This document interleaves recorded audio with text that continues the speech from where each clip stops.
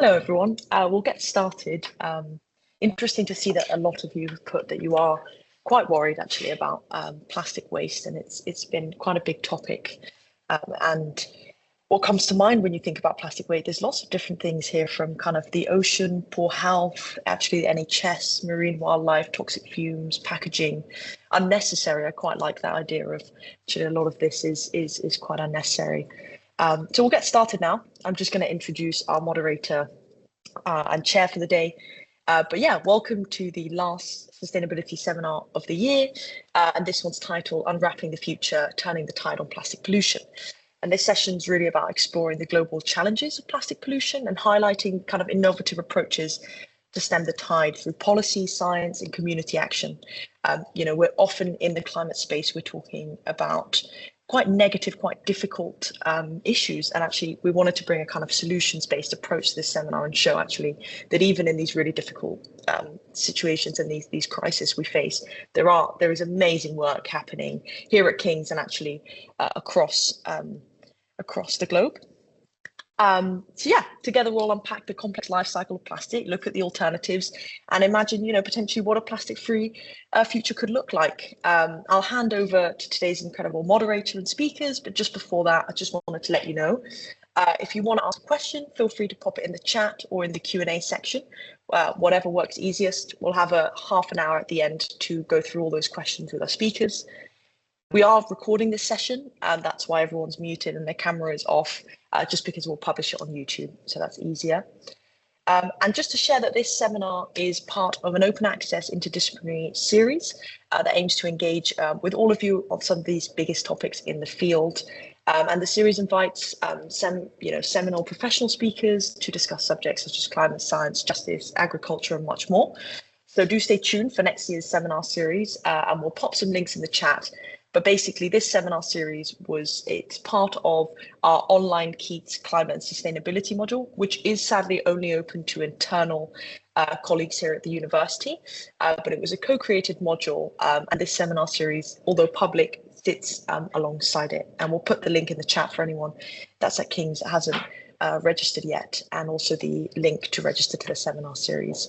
But for now, I'm going to hand over to Alex Goodman, who's the King's Sustainability Engagement Assistant, and she's been doing a fantastic job at supporting our team and will be chairing this seminar today. So I'll hand over to you. Brilliant. Thanks, Rosa, and welcome everyone. And thank you for joining us today for today's seminar. So by 2050, it is projected that there'll be more plastic than fish in the sea. So how can we stem this use of plastics globally? And what are some of the alternatives? And what does the future of that plastic look like? We're really excited today to be joined by three incredible speakers who are tackling the plastic pollution crisis from very different but equally vital perspectives. We'll be joined by Giulia Carlini, a senior attorney at the Centre for International Environmental Law, whose work focuses on regulating hazardous chemicals and exposing the health risks of plastics.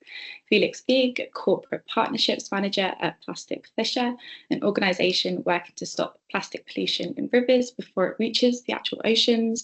And Dr. Alex Brogan, a senior lecturer in chemistry at King's College London, whose research explores protein-based biomaterials and how they can be used in sustainable material design and green chemistry.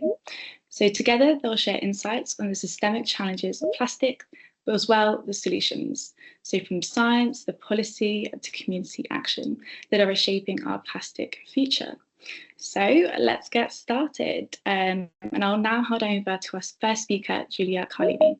She is a manager and senior attorney at the Centre for International Environmental Law's health programme, protecting communities and the environment from toxic exposure, and her work focuses on regulating hazardous chemicals, particularly disrupting chemicals, engaging in international negotiations on chemicals and waste, and exposing the health risks of plastics. So yes, Giulia, I want to hand over to you. Thank you so much, Alexandra, for the presentation and for the invitation. I hope you can hear me well, and now you should also be able to see my screen. My contribution to this panel and the way I've been working to find solutions to the plastic crisis is looking at global solutions on the legal side. And particularly in the last few years at CIEL, I've been working together with colleagues, partners and government to try to get us to a future plastics treaty with legally binding rules at the global level to tackle the plastic pollution crisis. And before starting to work on this topic, plastic to me seemed, with the privilege of coming from a developed country where I wouldn't really see where plastic come from and where it disappears, it seemed almost like a magical material. I thought that it's important when trying to solve the plastic crisis or discussing about solutions to think of the quote that to ask the right question is already half the solution to a problem. And so thinking of plastic pollution, where is plastic pollution starting? And well, if we don't see the full life cycle and where the materials come from, it might indeed seem like it's appearing in our supermarkets and shops. But the reality is that 99% of plastic comes from fossil fuels and from extraction of fossil fuels. And that's where we see a link between plastic pollution, the climate crisis, the biodiversity loss, or the so-called three planetary crises that we're facing. And so I wanted to quickly touch base on where the plastic life cycle or how the plastic life cycle looks like. And these are also the questions that member states who are negotiating the treaty, the future treaty on plastic, are discussing. Where do we start regulating? What's the source? Where is best? And yes, we've seen a lot of visual impacts of plastic pollution with the waste side and the impact on the oceans. But if we really look upstream, we're starting with extraction of fossil fuels, going through plastic production with pellets and resins and adding chemicals that give plastic the property until it comes to us people who can buy plastic products, and then it goes to potentially being incinerated or dumped or recycled, but eventually it's going to be back to going into environments in one form or the other. And this is a quick visual on the left from a state of the science on plastic chemicals published by scientists last year. They really looked at the chemicals component of plastic, and the findings are shocking. There's more than 16,000 chemicals that are used or present in plastics, and the vast majority, for 60%, more or less of 60% of these plastic chemicals, we don't have information.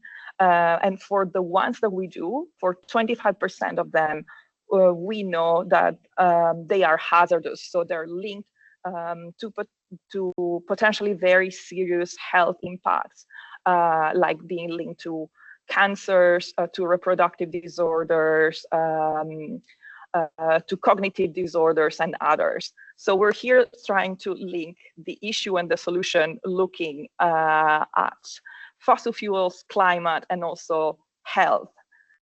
And I wanted to quickly mention also the fact that plastic doesn't magically disappear, even if we don't see the bulk of plastics in the environment anymore sometimes, but it fragments. And there are not only health concerns related to the chemical invisible components, but also when plastic becomes microplastic and then nanoplastics, where we might not even see it because it becomes invisible to the human eye. These micro nanoplastic can enter our food system, can enter our bodies, and there's more and more findings of micro nanoplastics, not only in the environment, in the water we drink, in the air we breathe, but also in our food and also in our bodies. So it's circulating through our blood system, is found more and more in different organs.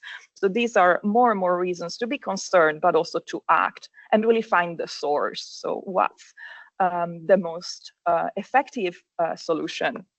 And knowing that we can say that plastic can threaten our health across the life cycle, from fossil fuel extraction to the end of its life. And these are projections of use, and they're backed by projection of plastic production if no action is taken. So if the situation is already concerning right now, with no action and business as usual from the continued production and consumption and use of plastic, the situation in the next few decades, it's really going to look unmanageable. And who's really behind plastic production? Where we're seeing that there's similarities or overlaps between the companies that are behind the climate crisis and the plastic crisis. And these are investments that companies are making to continue production to double or triple it by 2050 if there's no cap, global cap on production. And this is an example of what has been used by the movement Break Free from Plastic, which is a group that brings together NGOs from all over the world about the public narrative. If we just look at the waste side and the marine side of plastic, we're really hiding the production and the source.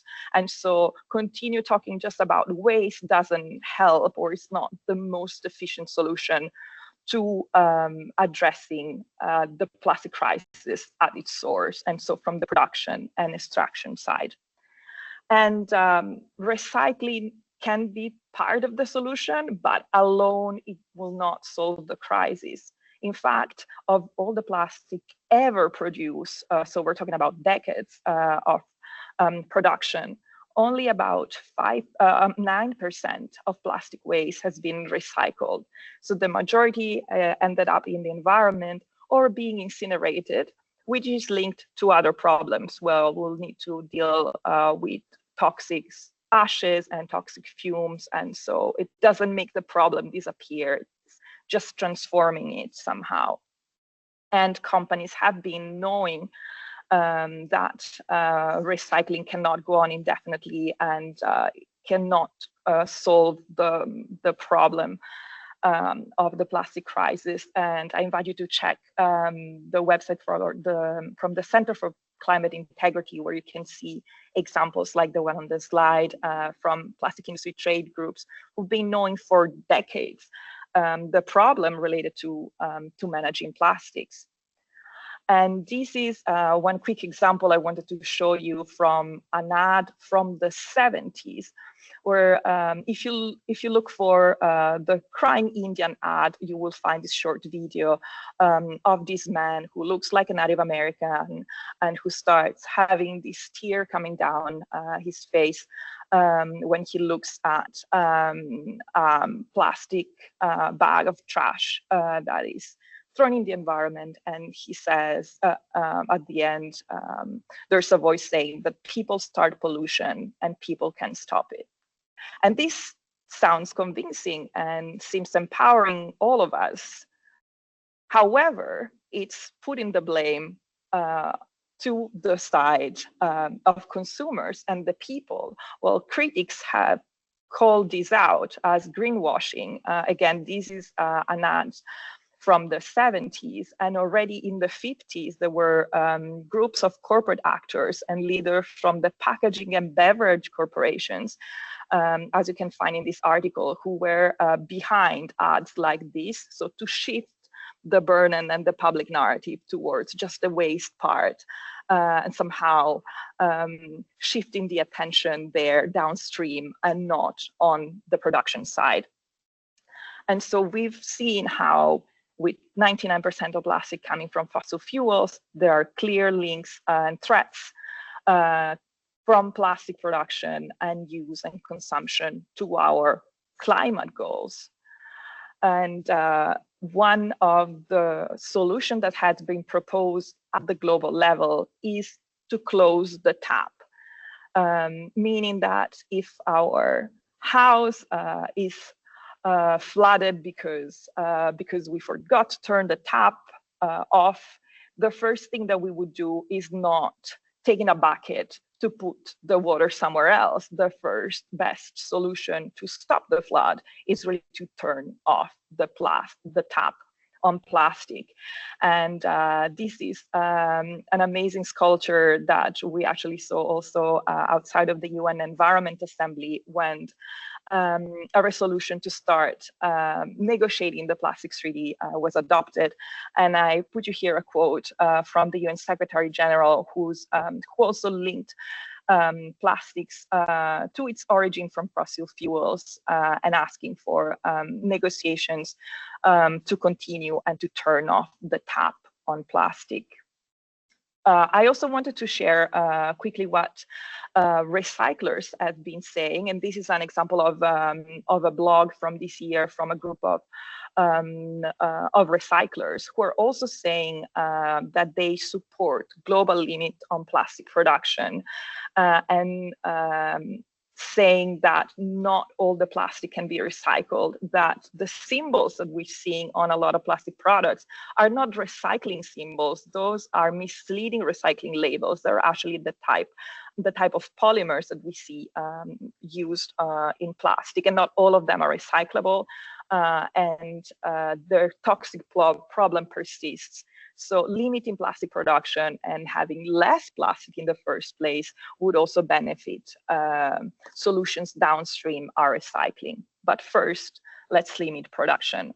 And this is an example of organizations asking delegates, negotiators from states to really protect human health and prohibiting toxic chemicals in plastics and capping plastic production. And that was at the margins of one of the first round of negotiations.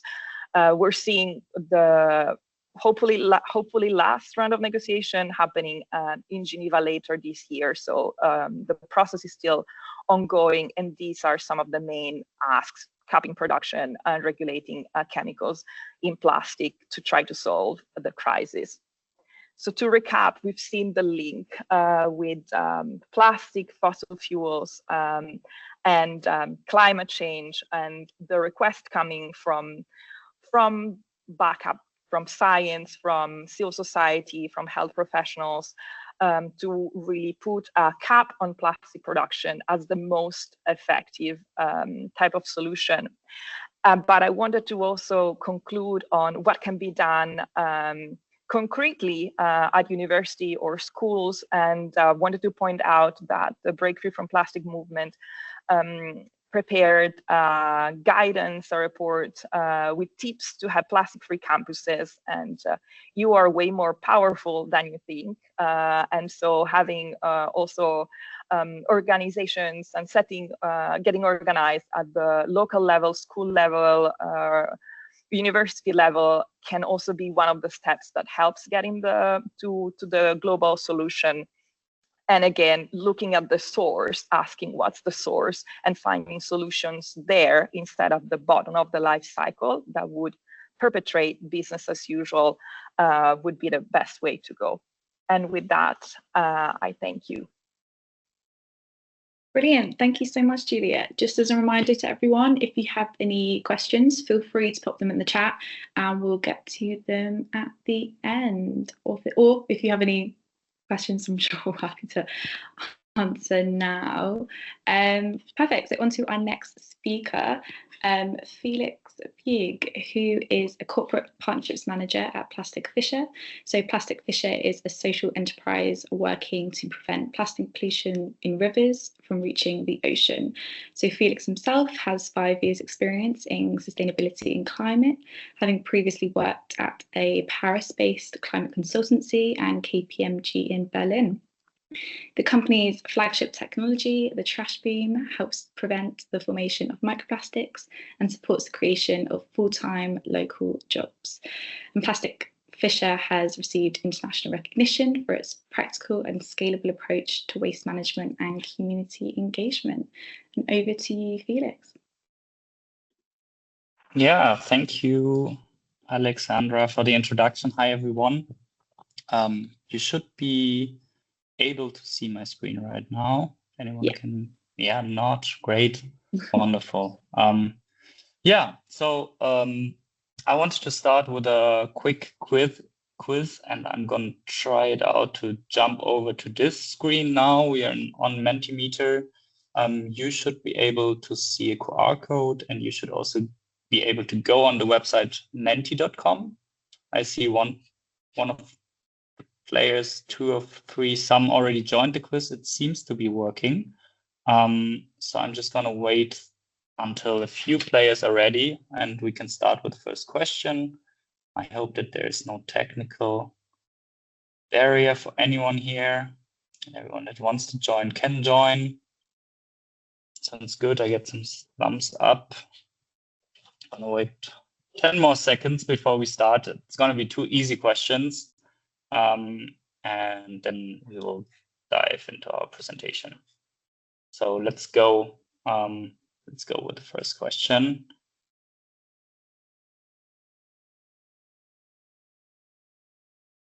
In 2019, the world produced around 460 million tons of plastic.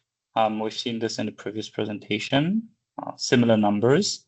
That's equivalent to, and you have 4 options here. Yeah, and the majority of you picked the right answer. Cool. And I will go on.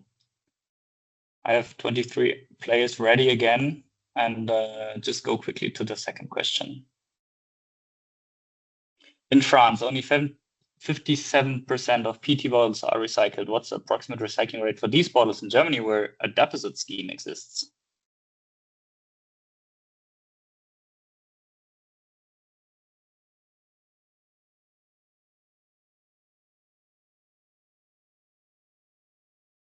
Cool, and like the majority also pointing into the right direction. Thank you so much for participating. I thought to use this just as a quick intro to see how present plastic is in our lives, and also to give you a first hint about what schemes and regulation can do to increase recycling rates. But also we will see loads in my presentation that recycling is not the solution. Based on the quiz, maybe just to follow up quickly on this, I wanted to show you that plastic production has grown exponentially since the 50s, that plastic leakage to oceans and rivers is also expected to more than triple by 2060. And most pollution here comes from larger debris known as macroplastics, and then breaks down into smaller parts. And we can find then the health impact also of microplastics that were mentioned before. And same number, 9% of global plastic is recycled in 2019, and this is only expected to reach 17% by 2060. So very slow growth on this side, and the production that is really outpacing our recycling capacities here. And another way of saying that recycling is not the solution here. I will skip this slide because we had the information already, just that there is more plastic than fish in the ocean by 2050 if nothing changes, maybe as a headline and as a motivation for Plastic Fishers Vision. So the organization I work for was founded in 2019 with a simple idea that plastic enters the ocean through rivers. Notably 80% from ocean plastic come through rivers. And then the idea was to stop it at the source, and doing so by involving local communities that really also get long-term infrastructure in their hands and build capacity to protect the oceans. We invented floating barriers, a plastic fisher. They are really easily built from locally available materials. We will get into this pretty soon, but just to give you a picture here from our work in India, a pretty large system. You can see maybe single elements floating that are like connected like a chain, and one is 1 meter. So we really talk of a bigger river here, accumulating a lot of waste, and Plastic Fisher then is also there to take out the waste every day and manage the material responsibly. But we will get into this. What do we do at Plastic Fisher, or how do we operate? We manufacture technology on the ground, so we follow the 3L principle: local, low tech, low cost. We create our floating barriers called trash booms in local workshops everywhere we operate. So always nearby and with locally available materials. We do not import any materials from Europe or the States to the countries where we operate today, which are India and Indonesia. And we deploy the system with local teams who are hired on a full-time basis. And those teams also collect the debris that is accumulated behind the barrier. We sort the waste, we let it dry. This is an important step. We will get to it again, so that we are talking dry waste numbers and not putting too much water on the scale and falsifying our impact numbers. We let it dry until it has lost 90% of humidity.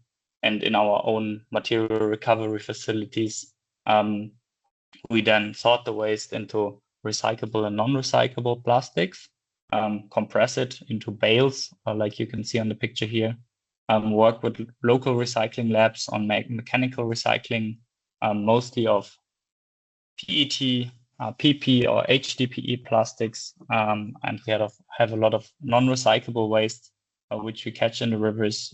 Maybe I can also touch on this briefly in the following slides, but this we will co-process, so it will be used for thermal recovery in cement plants. That's not an ideal solution, but in India and Indonesia, it's the best available solution for plastic that was never thought to be recycled in any ways, has no value, and therefore also ends up in the environment in the first place. And we track this whole process through a third-party software so that we can show the organizations that fund our work what we are doing and where the plastic comes from and where it goes, and also to analyze what is ending up in the environment and also maybe understand why.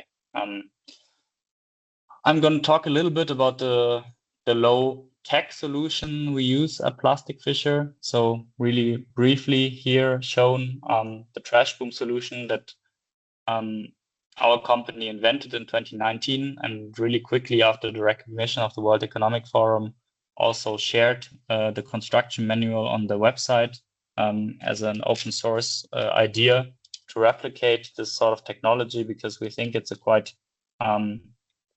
suitable, low cost and cost efficient manner to stop plastic from entering the ocean.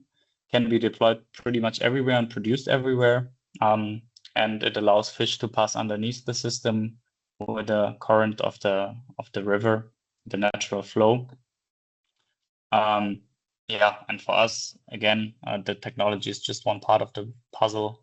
It then comes also to operate these systems, which we do today in 44 rivers with local teams, and we've so created over 80 full-time jobs so far. And our teams in India and Indonesia then really go into the rivers, sometimes with boat, sometimes like this, with boots, and take out the material collected. Often we have situations like here or worse within 1 day. So there's continuous maintenance required to keep the system safe and to avoid waterborne disease and invasive species also continuing to build up in these systems. So it's really important for us to show that these systems can only be deployed if they are also operated in a sustainable manner. Yeah, we talked about this. So what we do behind, we create local teams. So we only have Indonesian employees from the place where we operate in Indonesia, in Bandung on Java.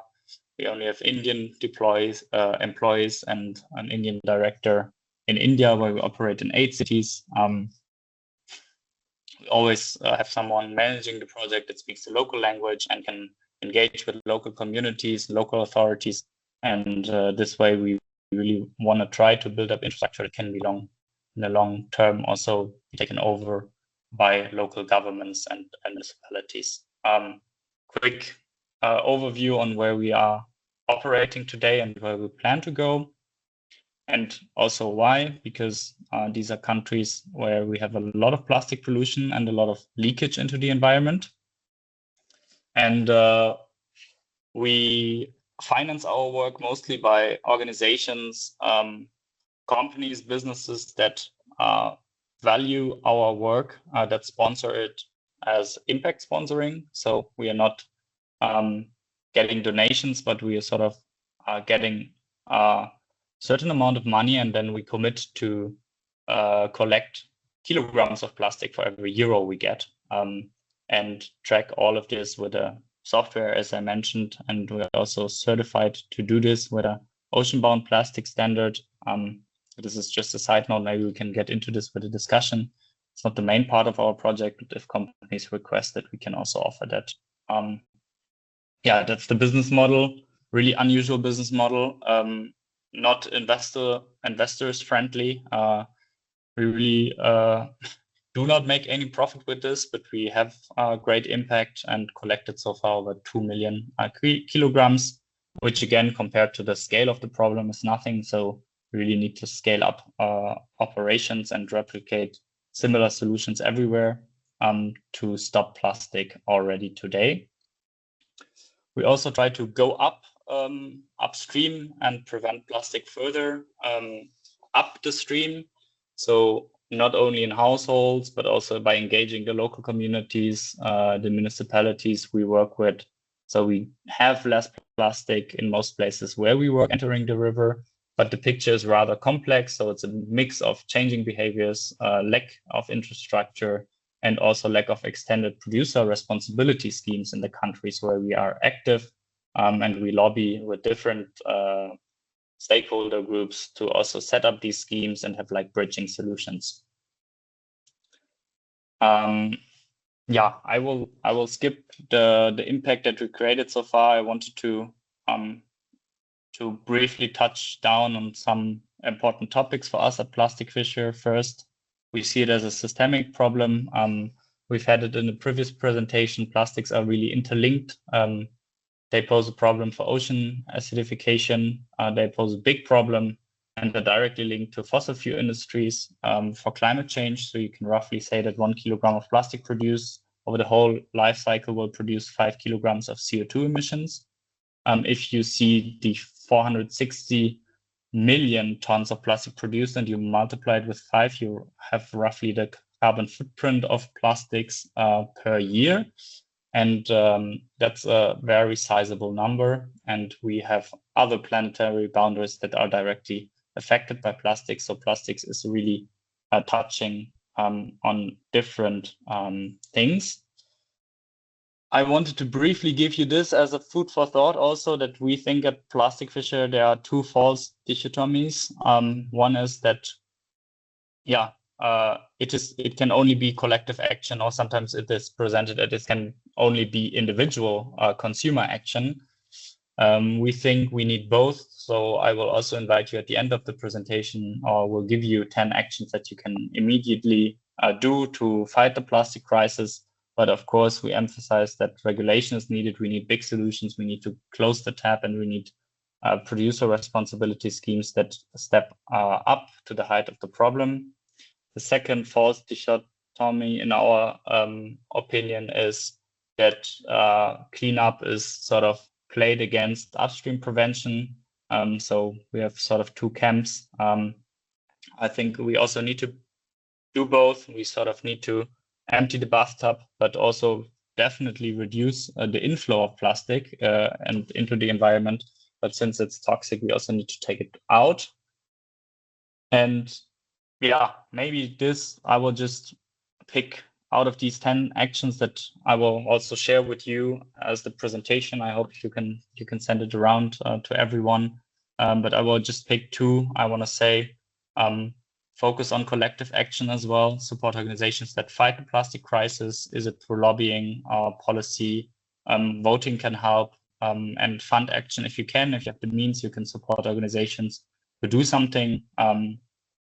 and focus also on positive actions to stay motivated and move forward, because sometimes the whole topic can be so overwhelming that you just want to ignore it or give up. But I guess you're used to these thoughts if you're also interested in sustainability challenges like climate change.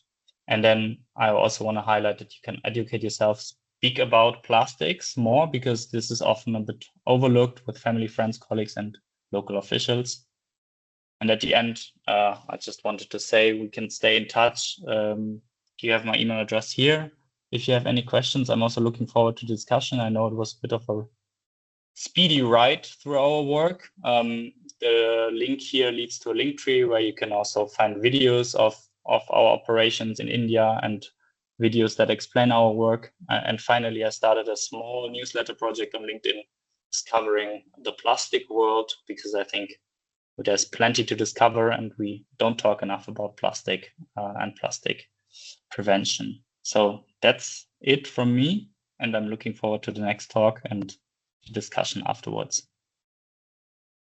Brilliant. Thank you, Felix. Yeah, I couldn't agree more. I think we should all be discussing plastics more. I suppose that's why we're here. Perfect. So yeah, I'll hand over now to our next speaker, Dr. Alex Brogan, who's a senior lecturer in chemistry at King's College London. His research focuses on the development of protein-based biomaterials with high stabilities against temperature and non-aqueous environments. Particularly, his research combines these biomaterials with ionic liquids to provide new opportunities for sustainable biocatalysts and soft material design. Over to you, Alex. Excellent. Thank you very much for the instructions. I hope everyone can see my screen. I believe I'm sharing adequately. Good. Thank you for the invite and the opportunity to sort of speak today.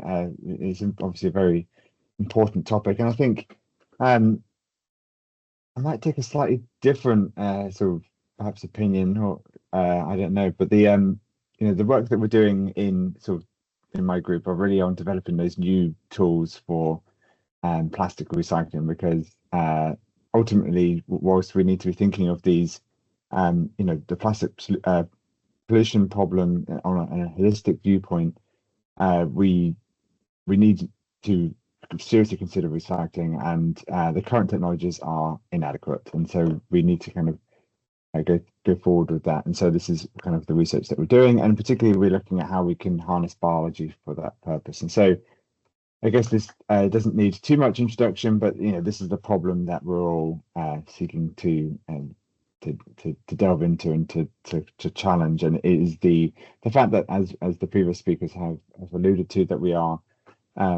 overproducing the amount of plastic, and we're not doing enough with waste, or we're not considering the end of the life of the plastic materials that we're making.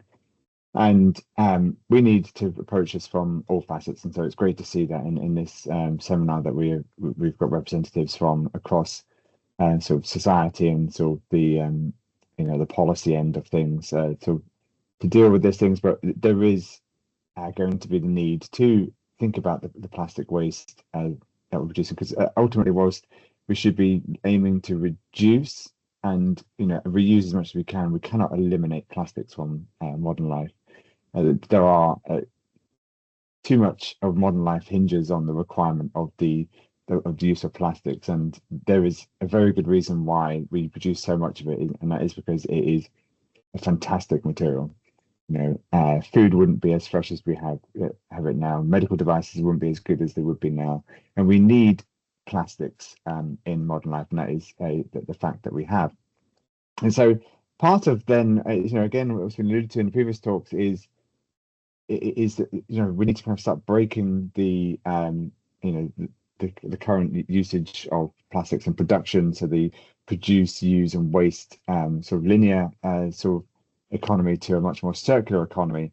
And as I said, the current ways of recycling are just insufficient, right? So the current recycling strategies are out there. They will produce a material which is inferior, and it'll become inferior every time. And so if we really want to start sort of breaking that the long route to landfill, which then inevitably becomes the long route to the the pollution and in the seas, is we need to start definitely thinking of waste as a resource. And this is something that sort of we focus on in my lab. We are really kind of thinking about how can we kind of rethink the use of plastics as a resource to make new plastics, and that's really the direction we're going in. And so we need to kind of think of the use of waste plastics and to be able to use them for new ones. And I think the real kind of challenge here is kind of exemplified by this example here, which is the use of single-use plastics. And actually, we need to obviously try and eliminate as much as we can. But again, there are some very good specific use cases for maintaining that. And it's sort of, and I've chosen this as an example. And one of the things that was, you see it less often now, but there was a shift to thinking about sort of trying to deal with that sort of how single-use plastics and sort of shifting towards more biodegradable plastics. So many of you might have remembered seeing, particularly before the pandemic, where was the cups like this would often have written on it sort of biocompostable or sort of biodegradable or 100% plant-based or etc. And since the pandemic, and I think there's been a kind of a bit of a shift back because there's almost an overproduction, I feel, of these bioplastics. And the long story short is that they are not readily biodegradable, and they're not very well compostable. Anyone who's tried or has seen would know that even in a fancy home sort of compost system, these plastics will never go, even the ones which are not even made from other materials. And so the only route really is to do these there's industrial composting, but they're very far and few between. And so we need to start thinking of how we can improve this, because ultimately shifting away from oil-based commodities to more bio-based commodities is going to be the way forward. But we need to be able to improve on our recycling and being able to, as I said, use plastics as a resource, and so thinking of making a true circular economy to do so. And so the plastic I've chosen then for today then is going to be one that's very common, has been very common for these uses, and that's polylactic acid, or PLA, which is one of those plastics which is labelled as sort of compostable, but it's industrially compostable. And so what I mean by that is this is going to be the cycle of production of PLA. So it's a bio-based that you can take from, you can extract the monomer, which is lactic acid, from many crops, which you can then polymerize to the polymer, which is polylactic acid. And this is the polymer that you use to create the plastic. So those cups, and particularly those single-use packaging, plastic packaging, which is so pervasive, often has been in the past, and I think you still see it every now and then. But as I said, the traditional route is really, it goes to either to the trash or it gets incinerated. This is by far the most common route for a lot of plastics, not least the bioplastics as well. Because the alternative is to do industrial composting, but this is an incredibly slow process, and you require elevated temperatures, and the product you get at the end of it is fertilizer, and it's not, it's a kind of a hard sell, right? For if you think about the value chain of plastics, is going down the composting route is not really, in my view, that viable if you want to really sort of push these materials into being fully circular. Because in theory, you close the loop on this by sort of maybe using the fertilizer you've made from the compost to produce more crops, but you then run into the problem of land usage, and so it becomes a competition between food or plastics. If you're thinking, if you extrapolate forward and want to use materials like this, and so they're really, there's two sort of main things here, right? Is that we want to be able to tackle the waste that we're producing, and we want to shift away from oil-based commodities, as you've seen. We want to dramatically reduce that the amount of carbon that's required to produce plastic materials.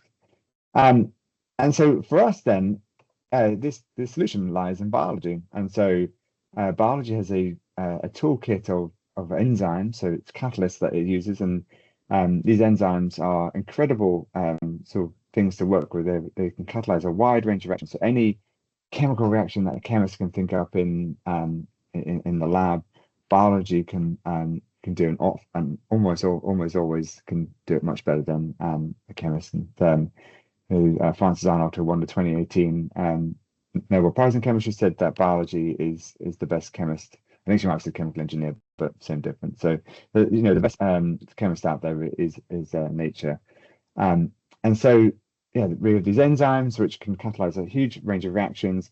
They're really effective at what they're doing. This is why they're such good sort of catalysts to work with, because they're very, very effective at what they do. And not least because of that, they require low energy requirements. So you start thinking of, if we're going to start using biology, harnessing biology to do things, industrially. This is, one of the reasons is that it can dramatically reduce the requirement.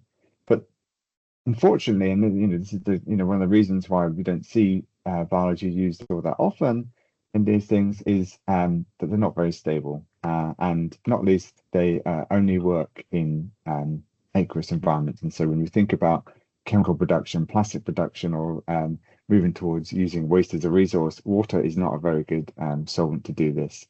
And so if we want to use enzymes and biology for these purposes, then I'm very much of the opinion that we should be shifting it out of water, out of its comfort zone, and into a situation which is much more amenable to effectively make the products that we require for modern life. So those fuels, those chemicals, and of course the plastics.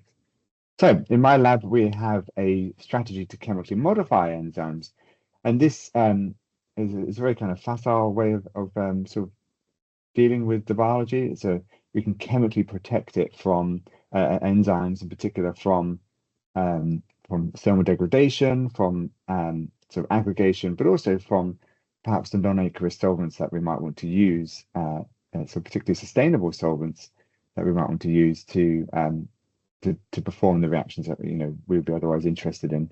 And so through our chemical modification strategy, actually we can make enzymes very stable, and we can get them to work in pretty much any solvent that we choose. And that really opens up a lot of opportunities.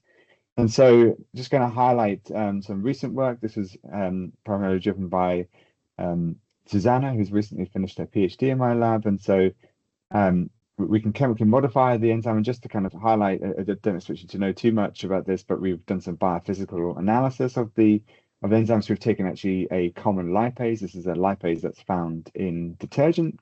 It's a very commonly produced enzyme, and we can repurpose it, which is what we're looking for here.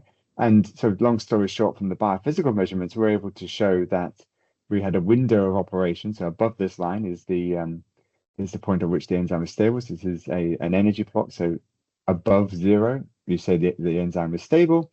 And we see that there is a window of operation kind of in between roughly room temperature to about 120 degrees Celsius. And so this is a significantly expanded range of temperatures available to us to use biology, which is fantastic. So, and in particular in those non-aqueous solvents. So through our methodology, we can stabilize a very common enzyme that's found in a lot of other products. And to cut to the chase, and once we combine the stabilized enzyme with a sustainable non-aqueous solvent, what we get is we're observing plastic degradation. So here is these are 100 milligram chunks of plastic cup, not too dissimilar to the one that I showed you on a couple of slides ago. And when we expose it to our solvent of choice, we see that it degrades slightly. But then when we have our enzyme present now in this non-aqueous solvent, we see that within a day, we've got basically full dissolution. So we've completely degraded the plastic, this non-consumer plastic, straight from the plastic. We're able to completely degrade it within 1 day. And this is just a plot of mass loss showing that yes, basically within 24 hours, we get 100% loss of that mass of these chunks of plastic. And with a little bit of tweaking, after showing that it was indeed the enzyme, so we've harnessed biology to do this. This is critical for what we're doing. We're able to show then that with a bit of tweaking of the conditions, that we were able to extract that lactic acid. So you remember from the previous slide, this is the monomer that we require to make the plastic. And so within 40 hours, we were able to extract 100% of that plastic was converted to 100% monomer. And this is a real kind of basis then for how we might be able to deal with a lot of the plastic sort of recycling. So not necessarily all plastics, but it's a good basis for many of the plastics that we have. And so this is kind of the approach I think we should be taking, is really being able to take plastic waste and really think of it as a resource and move away from the current recycling strategies where you're going to get sort of reduced sort of capabilities of the plastic material every time you recycle it. Through this methodology, through a way of bringing back the constituent building blocks of the plastic, you can regenerate the plastic as if it was brand new. And then through this process, you can envision a fully cyclical way of producing plastics. And I think this is quite key, really, to sort of pushing forward and thinking about sort of not just recycling plastics, but producing plastics. And I think, you know, these are often kind of the ends which are of this, you know, they're of a circle, but it's very difficult to convince and sort of envision in the current you know, the industrial setup of the world that we have. And you know, the focus being on looking at recyclers and waste management is actually potentially not the right one, and we should be thinking of going towards the producers of the plastic. And so this should be in competition for you know, for oil produced plastics. And so, you know, can we shift that focus away from oil to a fully circular sort of system? So with that, you know, we can show then that with our technology, here's for the bioplastic, the PLA.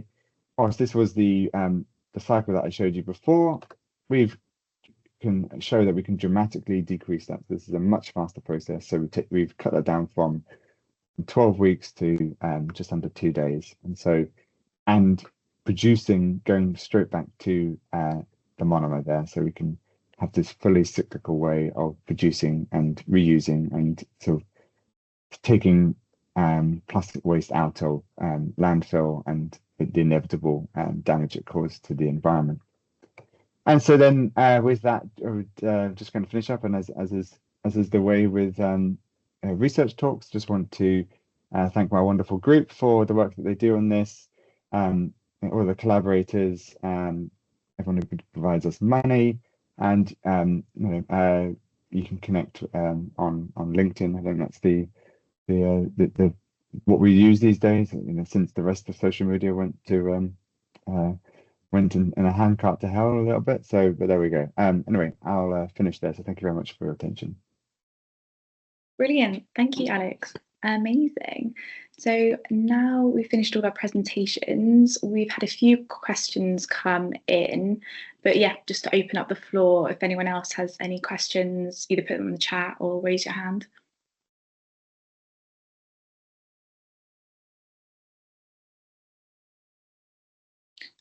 I'll allow some typing time. Or Rosa? Yeah, I mean, I have quite a lot of questions, but I guess my first one I was thinking about for you, Giulia, was what are kind of the most effective policy measures or measures that governments can take to really implement to reduce plastic waste, you know, and how can we actually enforce this? Because I know it's quite hard to get even just national agreement on this type of thing. So yeah, I was wondering if you have a sense of what could be some effective like policy measures, for example.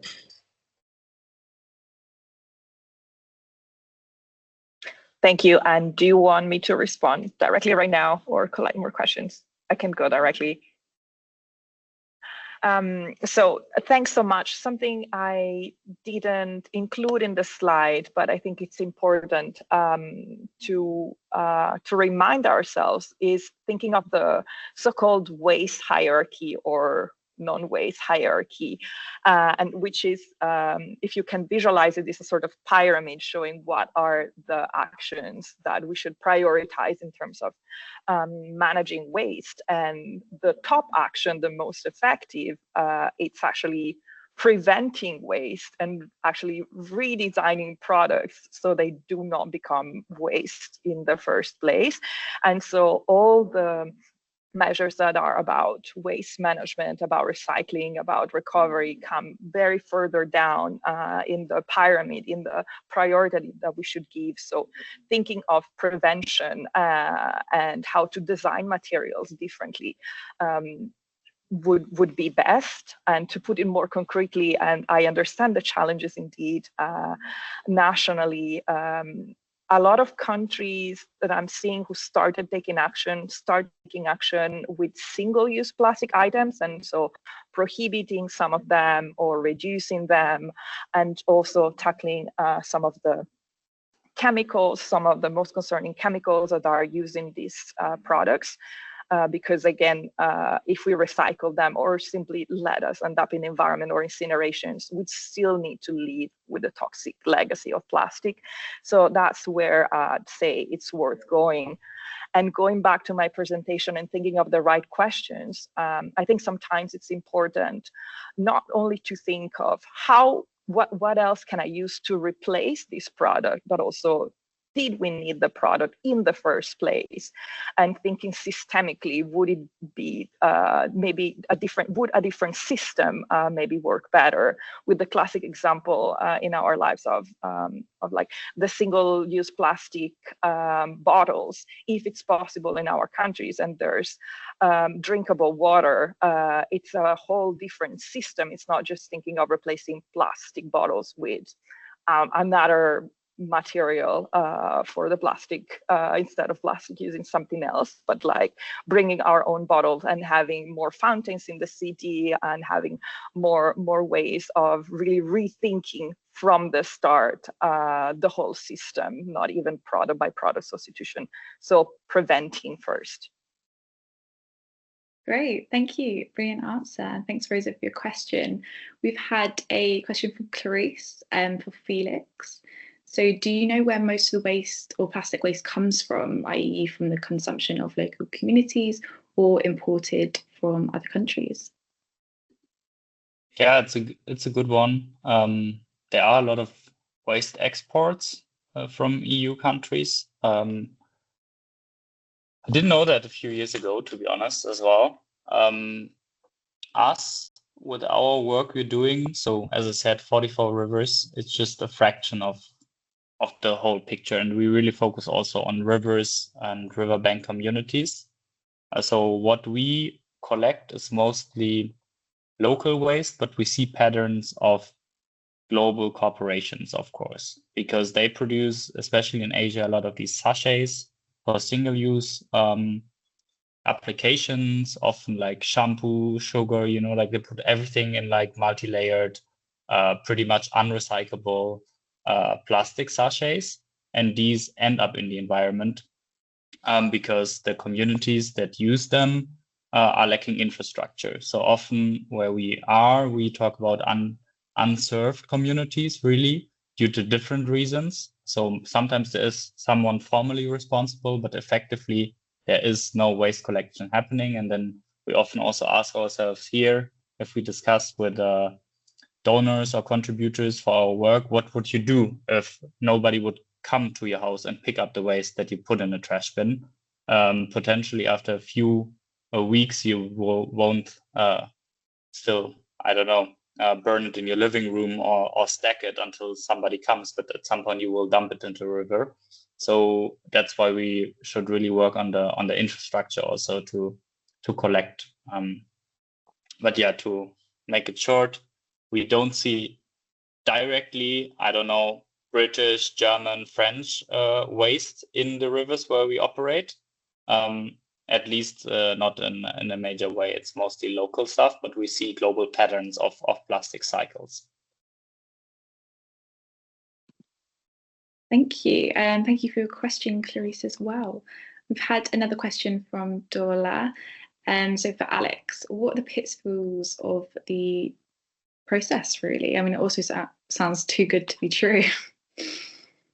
Yeah, no, and yeah, thanks, Dola, for the question. Yeah, and it's obviously with any new technology there will be pitfalls in that development, and currently I would say this is the way that we should be really thinking of how we deal with plastic waste, and harnessing biology, harnessing the effectiveness, sort of completely eliminating the use for the need for harmful solvents. So we use sustainable solvents which are not harmful for the environment. We use want to use mild conditions, so we don't have a very high footprint for using them, and obviously we're using biocatalysts instead of other sort of more toxic based sort of chemistries. And so yeah, on the face of it, it does sound too good to be true, but it's the way forward. And I think there are some challenges for us, so we need to be able to work at scale, which we've not shown. We've gone to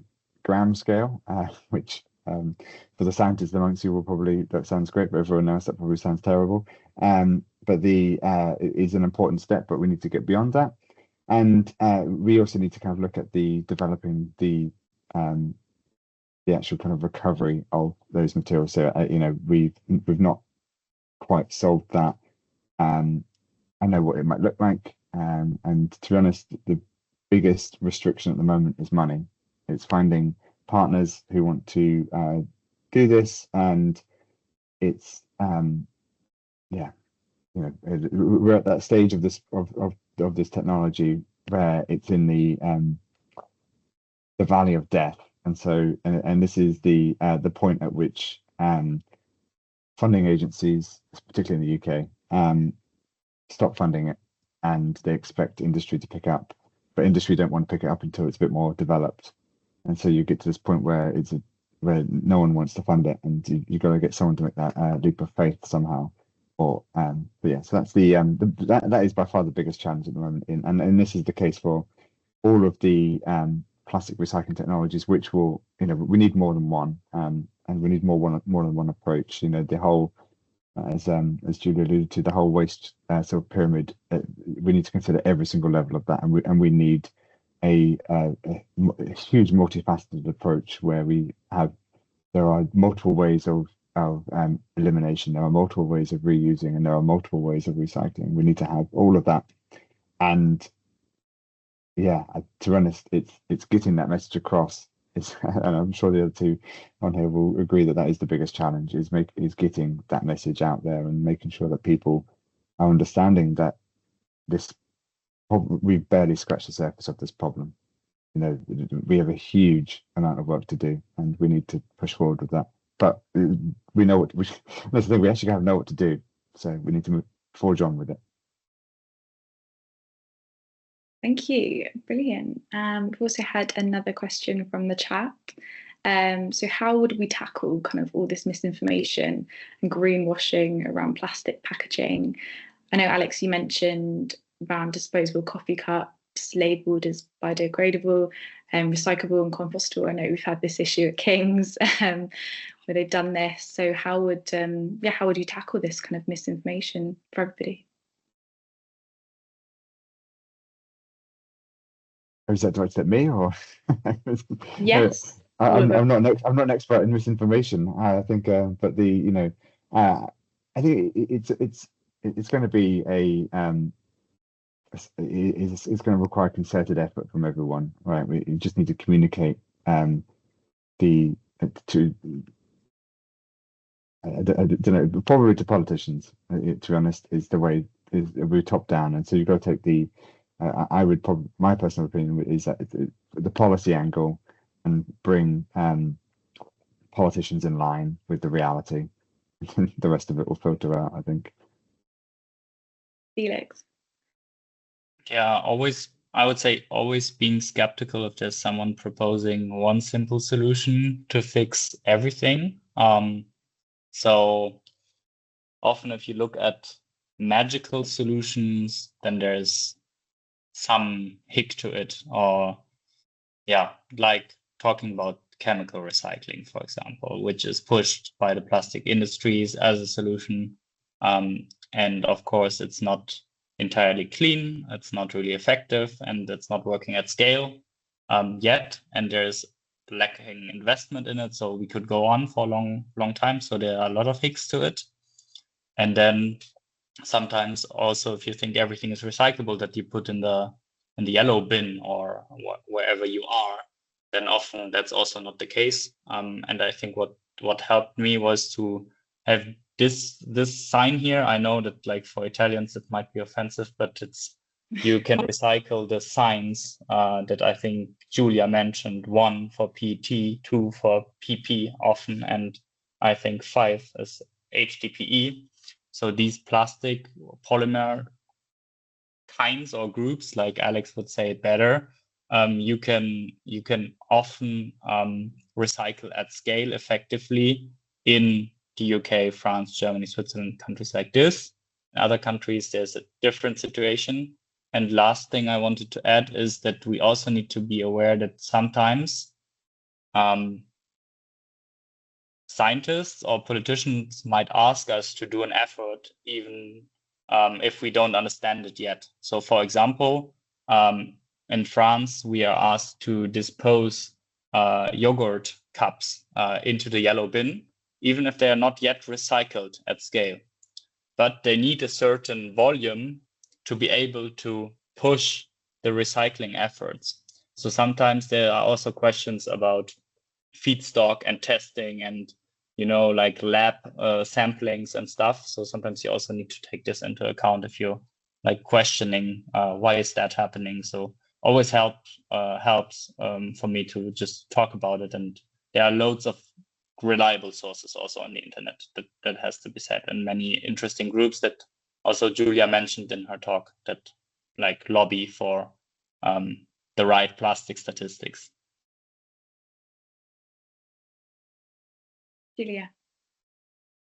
And thanks. And to add to that, I think that looking at the sources, are the sources of information reliable? Are independent scientists behind the sources, or is the group funding that type of information a group that has vested interest in continuing business as usual? And so is it a solution, or is it what we might call a false solution, where in reality it continues perpetuating the same system and cause the same problems? So that type of questions.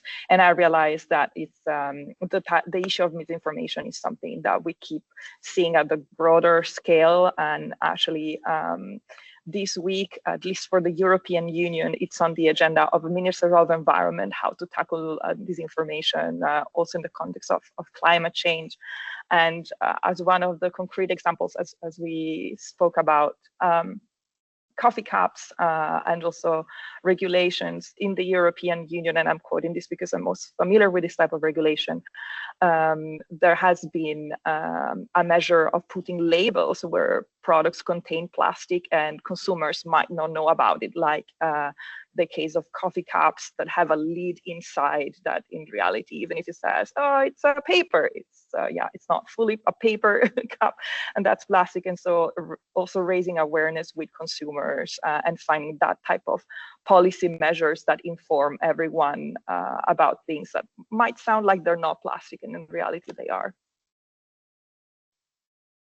Thank you. We've had another question come through on the chat from Shelley, saying that she uses a lot of plastic in skills teaching sessions for our healthcare students, and they're currently reviewing their usage recycling and reusing and repurposing. And they're looking to external organisations to recycle and repurpose their plastics.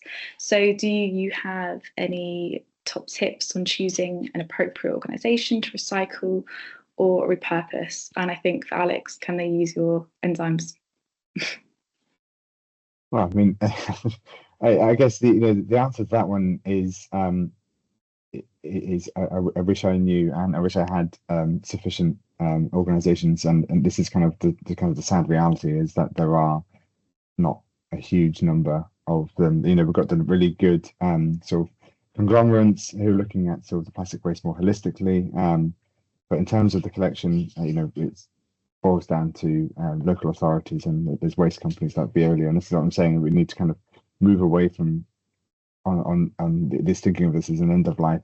This is my view anyway. That move away from thinking of plastic waste as an end of life situation, but actually as a resource for not just other plastics, but for other commodities that we need as well. And so, yeah, I think engage with the who was it? I think was it the company WRAP?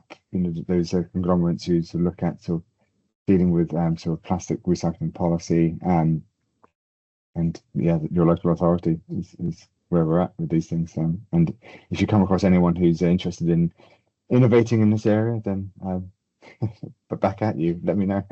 Maybe we can work together. Great, thank you. And this is a question for everybody.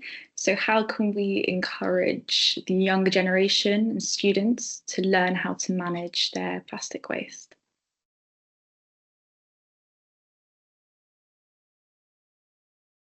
I can start maybe. Yeah, I think it's good to talk about the problem. I know there are different opinions about this, but I'm convinced that showing the scale of plastic pollution and leakage into the environment is a good lever to foster action, because it's very visible and it's easily understandable. So you don't need to be a system thinker. You don't need to be don't need to have a PhD in chemistry to understand that something is going plain wrong here, and then you can take it up and explain where it's coming from. So yeah, at Plastic Fisher, we always also go to schools with like partner NGOs to talk about this. And we often bring students to rivers to see what's going on in India and Indonesia. And then they go back to the classroom, where then usually, that's a really particular case, but I think it works. Like, you go out, you see what's happening, you see plastic in the environment, and then you go back in and you sort of see, how can I prevent this? So how do I dispose it correctly? Is there any recycling or deposit scheme? And then also I think further and say, like, how can I prevent it? And think of how we can change things. And I think there are many amazing solutions which sometimes are also very convenient. Like I put in the first question in the Mentimeter, or the second one, about the deposit scheme. Like in Germany, there's a deposit scheme, and for certain material groups, it works pretty well. And there were times where we just had glass bottles and consumed this way. We consumed less milk, for example, and had another positive benefit. Now we consume a lot of dairy, and like sort of it was too heavy to carry all that glass around, and so we changed. But there's also always a way, like Giulia said, to like question these systems and say, like, what if we change patterns here? Then maybe we have a side benefit there. And I think this is then the conversation that we need to have, also with kids. So that would be my take.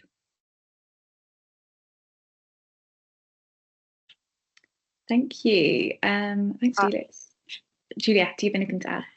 Yeah, thanks. No, I wanted to agree with the framing Felix just used about how can I prevent it. I think that would be the right type of question, because we cannot really manage once it's out there. It's gonna be, either ending up eventually in the environment, in the landfill, or even if it's recycled, it cannot be recycled indefinitely. And is it's going to be incinerated, then we have toxic air or toxic ashes. Like it doesn't completely disappear, it just transforms. And so the first question, how do I prevent that product from existing in the first place? Do I really need it? Can I refuse it? Can I say no? And then having examples that show how it's totally possible to live without certain products that are some of the most consumed one. They're like packaging and the coffee cups that we were talking about. So just to give you a concrete example, I am right now in a negotiation in the margins of the United Nations, where before coming to the conference, we got an email that was saying, there are water fountains, bring your own bottle. We will not serve you single-use cups, or like having at the cafeteria sign that at least starts encouraging people from bringing their own cup and gives a discount if we bring our own cup, and so they don't need to use disposable ones, or yeah, trying to avoid and going back to the source and preventing. That would be the best. Perfect, thank you. And another question we've had from earlier was, it seems like the use of plastics is quite equal globally. So I know countries such as Rwanda have banned single-use plastics, yet the UK, other countries in the European Union have continued to kind of use this and like dump plastics, plastic waste in developing countries. So how do we kind of prevent this climate colonialism almost, or ensure kind of climate justice for those who have now been exposed to kind of too much plastic waste in a sense? Question for anybody.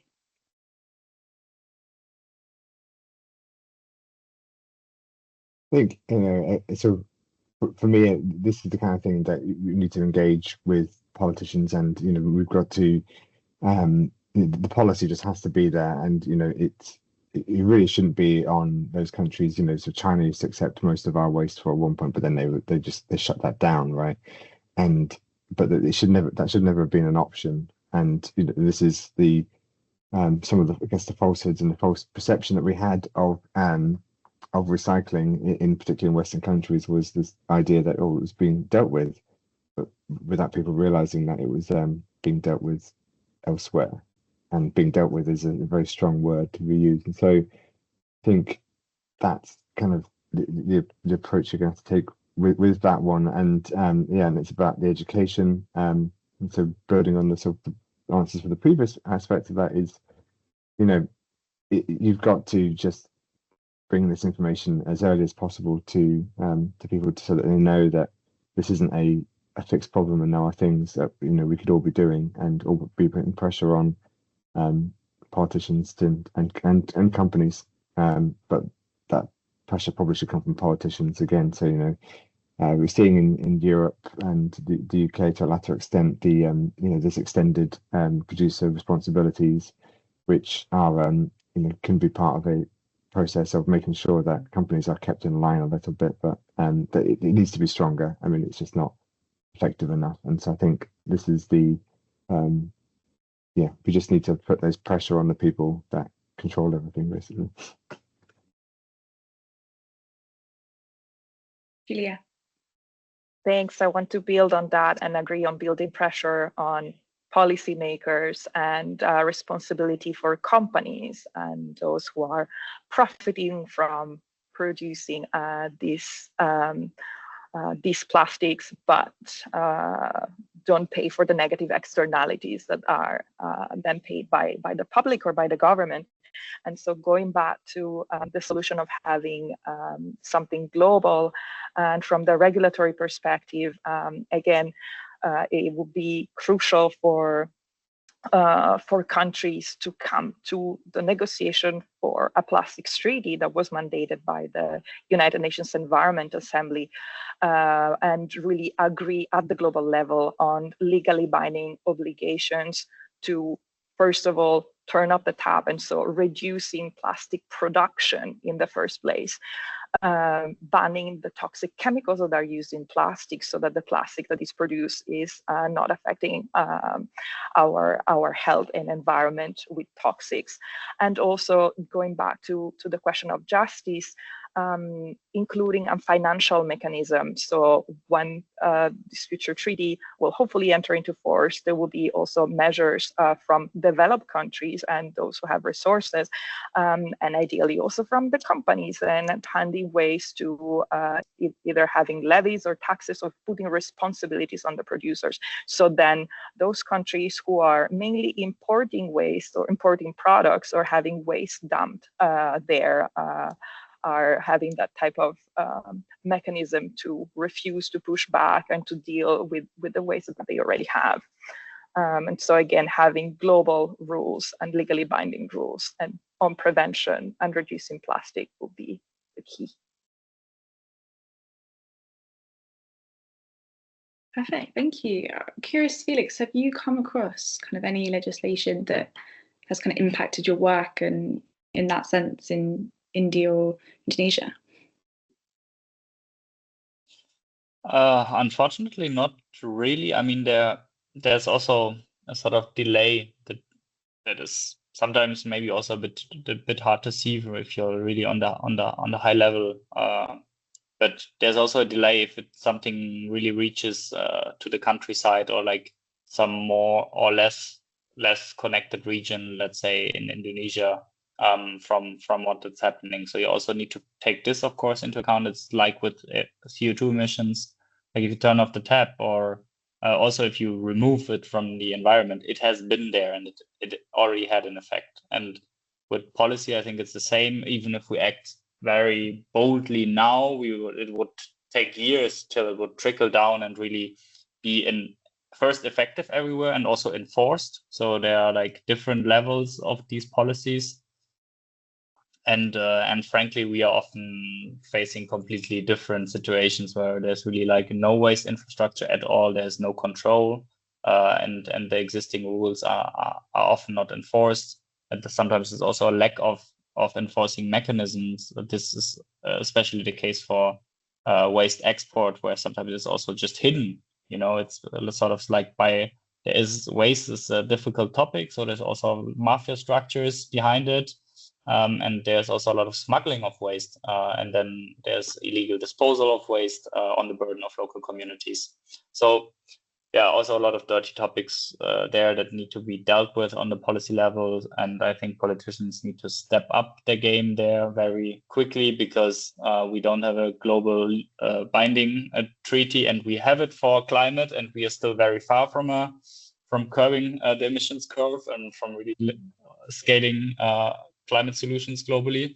So I think the same goes for plastic. We should really like supercharge our efforts here to go on super speed, and at the same time don't lose hope and do the little things you can do every day. So have your handprint as well, talk about it, and we will also continue our work, even if we hope to get sort of use less as soon as possible. But we see so much plastic flowing to the ocean and hurting marine biodiversity and hurting other biodiversity systems every day, that we will just like try to continue our work, which is also very difficult to fund, because we just run around and like ask for companies to do it voluntarily, who sometimes don't even have a strong connection to plastic. Everyone has a connection to plastic, of course, but it's really, it has to come from the top. That's for sure. So we won't solve it by only recycling and voluntary action. That's 100% clear. Yeah. Great, thank you, Felix. Okay, finally, do we have any more questions from the chat? If not, yeah, I'd like to say a big thank you to today's speakers, to Giulia, Alex and Felix. Thank you so much for sharing your insightful thoughts and work. And thank you so much for everyone attending this final seminar in the series. So a few opportunities to get involved with as we wrap up. I know Rose will be putting some links in the chat, and there'll be also a feedback link, so don't forget to leave any feedback so we can continue to improve this seminar series. And don't forget to enroll on the KEATS Sustainability and Climate module, where you can gain an award for completion, and also subscribe for our newsletter to kind of hear about any further events coming up. And finally, you can join the King's Climate Action Network to create this basically university's climate action journey, maybe put into a few things that we've heard into practice. So all the links are in the chat, and thank you so much for everyone. Thanks again, and hope to see you all soon. Bye everyone. Thank you very much. Thank you. Bye bye. Thank you. Bye.